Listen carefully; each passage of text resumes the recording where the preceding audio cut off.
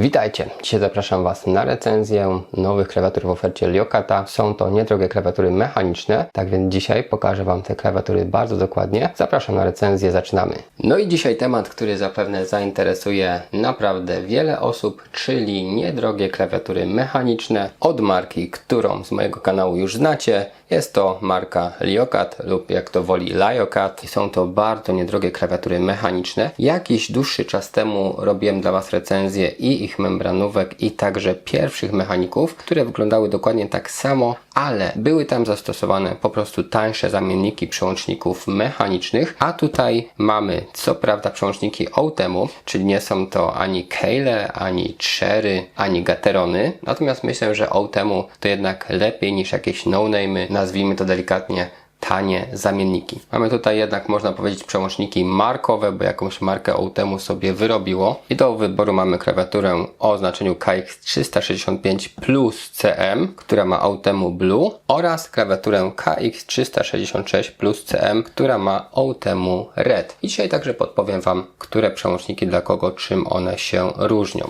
Jeśli chodzi o informacje, tak zwykle jest to minimalna ilość, jak w przypadku tej marki to ma miejsce. I w zestawie otrzymujemy prostą instrukcję, a także tak zwany keycap puller, czyli narzędzie do ściągania nakładek. Jeśli byście na przykład chcieli tą klawiaturę tuningować jakimiś puddingami czy innymi nakładkami, albo po prostu zdjąć te nakładki w celu wyczyszczenia wnętrza klawiatury. Natomiast w dalszym ciągu klawiatury te nie doczekały się sterowników, czyli wszystko działa po prostu w locie z samej klawiatury. O tym też będzie za chwilkę. No i na jednej klawiaturze diody już ożyły, natomiast chciałem Wam pokazać jeszcze przewód, ponieważ wygląda on całkiem fajnie. Od spodu jest całkiem dobrze zakotwiczony. Mamy możliwość poprowadzenia go albo centralnie, albo lewą lub prawą stroną. Jak widzicie, przewód posiada solidny, gruby oplot, a zakończony jest pozłacanym wtykiem USB. No i od spodu klawiatury mamy podwyższenia, które niestety nie są gumowane, więc jak nie macie takiej podkładki na całe biurko, to na samym blacie może się ta klawiaturka troszeczkę ślizgać. Tu mamy jeszcze dwa stopery gumowe i to jest wszystko. A tak wygląda profil klawiatury. Mamy ergonomiczny układ.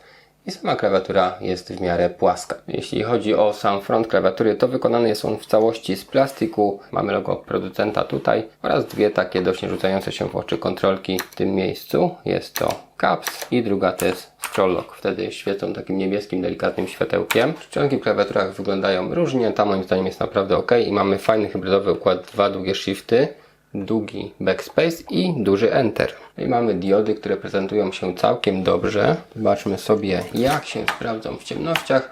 No spójrzcie, moim zdaniem wszystko jest jak najbardziej czytelne. Wygląda naprawdę ok. Możemy regulować sobie jasność. Mamy 3 poziomy i wyłączone. Przy tym maksymalnym wszystko jest dobrze widoczne. Natomiast mam tutaj pełne nakładki i obudowa też nie pozwala na to, żeby większa ilość światła przenikała gdzieś po bokach. Tak więc to podświetlenie jest takie typowo punktowe. Czyli to, co ma się świeci, nie rozlewa się to światło gdzieś po blacie, ale generalnie myślę, że jest ok.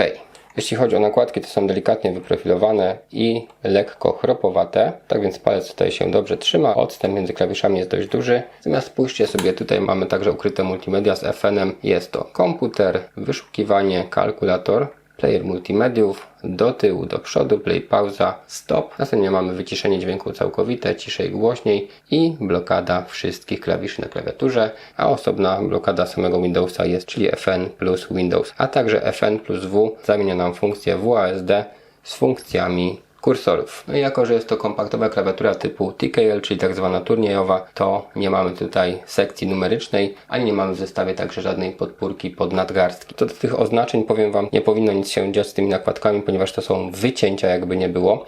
Sama farba może się po jakimś czasie, ta czarna, ścierać, ponieważ jest to tania klawiatura, więc nakładki też są podstawowe. Natomiast co bardziej może się ścierać, to nadrukowane symbole tych tutaj multimediów. Może, a nie musi, to trzeba sprawdzić po dłuższym czasie użytkowania. No i mamy tutaj całkiem fajne tryby świecenia, już Wam je pokazuję. Taki podstawowy tryb to jest stałe światło i z insertem zmieniamy. W tej chwili mamy reaktywne, następnie mamy coś takiego.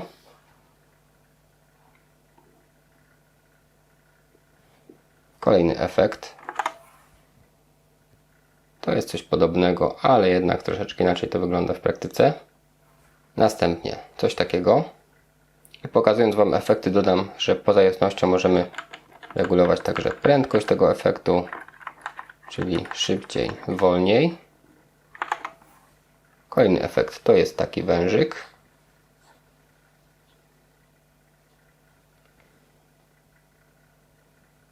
No i wężyk zawraca.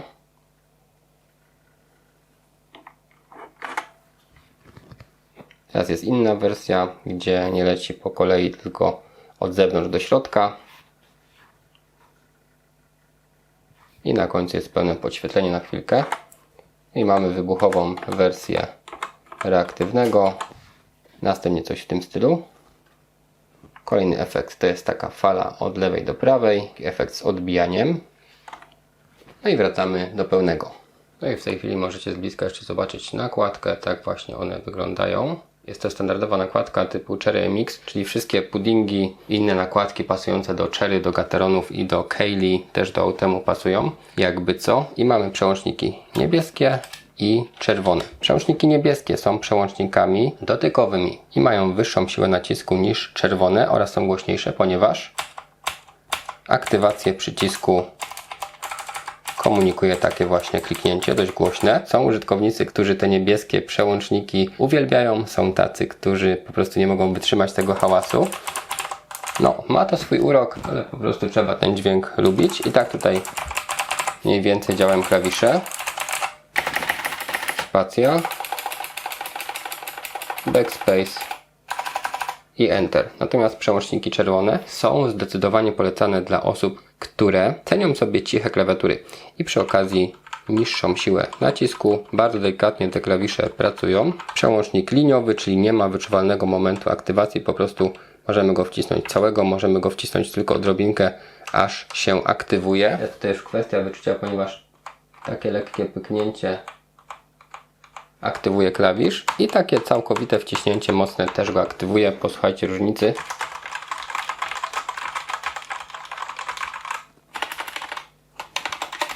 Backspace.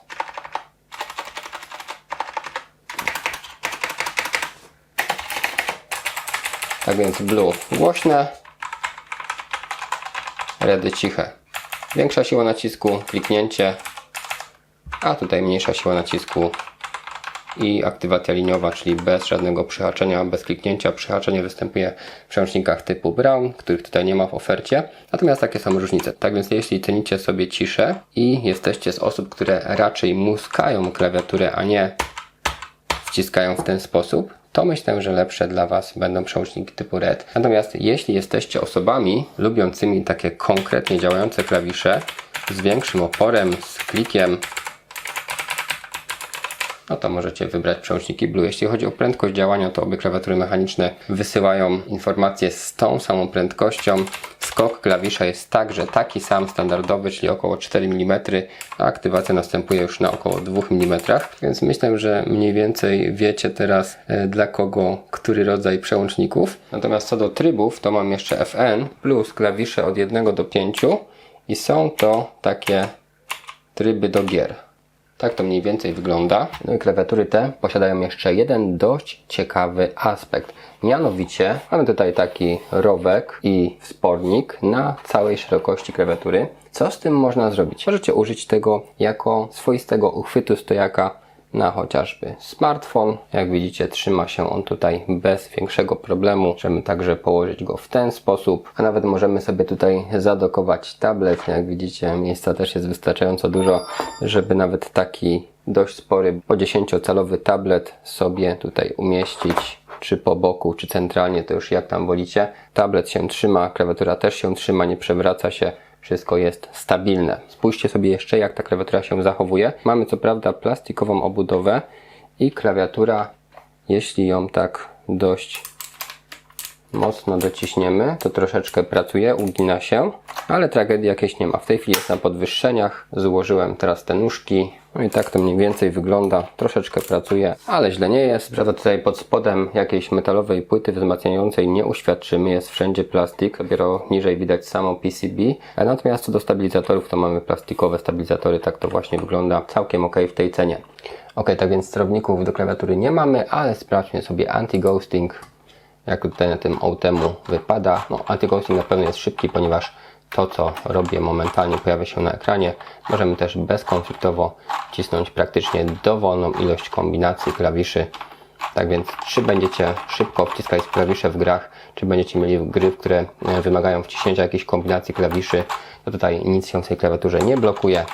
Więc anti-ghosting jest po prostu tak, jak powinien być w przyzwoitym mechaniku, czyli na poziomie. Jeszcze co do cen tej klawiatury, powiem Wam, że jestem pozytywnie zaskoczony, że ta klawiatura jest, można powiedzieć, że dość tania. Co prawda mieliśmy klawiaturę KX375, która miała konfigurowalne LEDy, czyli nie były to diody strefowe, tak jak jest w przypadku tej klawiatury. Także jedna linia to zawsze będzie czerwony, druga to zawsze będzie pomarańczowy i tak dalej. Ta klawiatura ma możliwość konfiguracji diod, jak to było w mojej recenzji. Tak jak pamiętacie, to moją recenzję właśnie tak to wyglądało, czyli mieliśmy takie pełne RGB. Klawiaturka była trochę droższa, bo dosłownie dychę, ale mieliśmy tą możliwość. Natomiast w tych klawiaturach mamy oświetlenie rzędowe, ale cena jak na Outemu myślę, że jest przyzwoita, ponieważ chociażby model 366 plus CM na Outemu Red możemy kupić za 159 zł. Tak więc Liokat głównie te nowe klawiatury na razie sprzedaje na Allegro. Jakbyście zainteresowani, to właśnie tutaj należy ich szukać.